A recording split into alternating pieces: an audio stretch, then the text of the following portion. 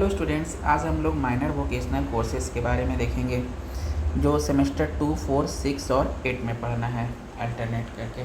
इसमें अभी आप जो सेमेस्टर 2 में जो सेलेक्ट करेंगे जो सब्जेक्ट, वही आपको 4 में भी पढ़ना है, 6 में भी पढ़ना है, 8 में भी पढ़ना है, सिर्फ सिलेबस डिफरेंट होगा।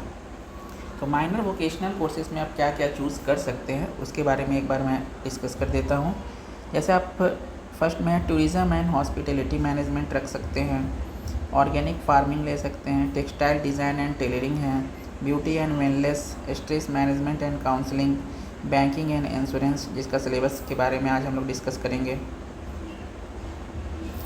नेक्स्ट है digital marketing, cyber defence, office management and secretarial practice. तो इतना ये सब में आप कुछ भी सिलेक्ट कर सकते हैं। तो आज हम लोग जो डिस्कस करेंगे वो बैंकिंग एंड इंश्योरेंस के सिलेबस के बारे में डिस्कस करेंगे।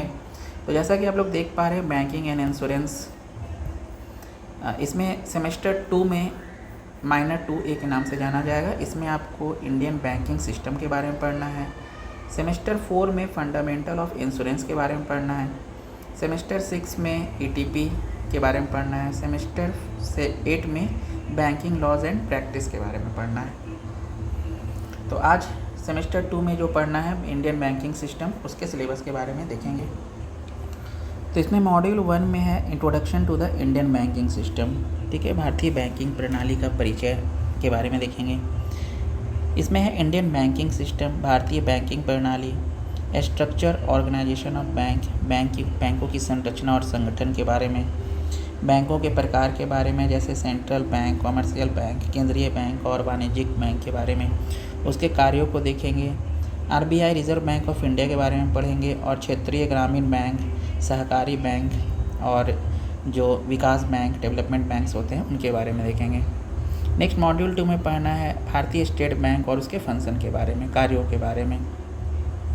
State bank of India, brief history, objective and function, ठीक है। भारतीय स्टेट बैंक, इसका संक्षिप्त में इसका परिचय देखेंगे, इसके इतिहास के बारे में जानेंगे और इसके उद्देश्य के बारे में, कार्यों के बारे में देखेंगे। स्ट्रक्चर एंड ऑर्गेनाइजेशन, ठीक है, उसकी संरचना, संगठन के बारे में देखेंगे।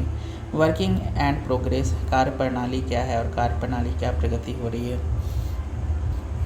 नेक्स्ट मॉड्यूल 3 में बैंकिंग एक्ट्स के बारे में देखेंगे, बैंकिंग अधिनियम जिसको कहते हैं, बैंकिंग रेगुलेशन एक्ट 1949, बैंकिंग विनियमन अधिनियम, ठीक है, 1949 में जो लाया गया था उसको देखेंगे।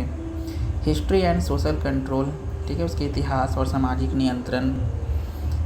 Banking regulation act as applicable to banking companies and private sector bank, banking regulation act as applicable to cooperative banks. तो बैंकिंग रेगुलेशन एक्ट जो एप्लीकेबल है बैंकिंग कंपनीज़ पर, प्राइवेट सेक्टर बैंकों पर जो लागू है उसके बारे में पढ़ेंगे। बैंकिंग अधिनियम जो लागू है आपके बैंकिंग विनियमन अधिनियम कोऑपरेटिव बैंक पर, उसके बारे में देखेंगे।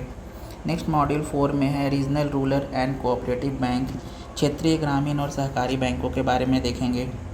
Regional, rural and cooperative banks in India.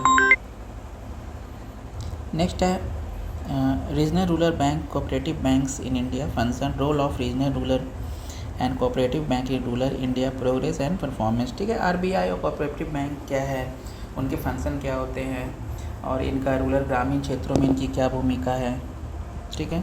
Next है RBI के बारे में पढ़ना है। उसी तरह RBI क्या होता है, इसके ऑब्जेक्टिव, उद्देश्य क्या है, संगठन के बारे में पढ़ना है, इसके कार्यों के बारे में पढ़ना है।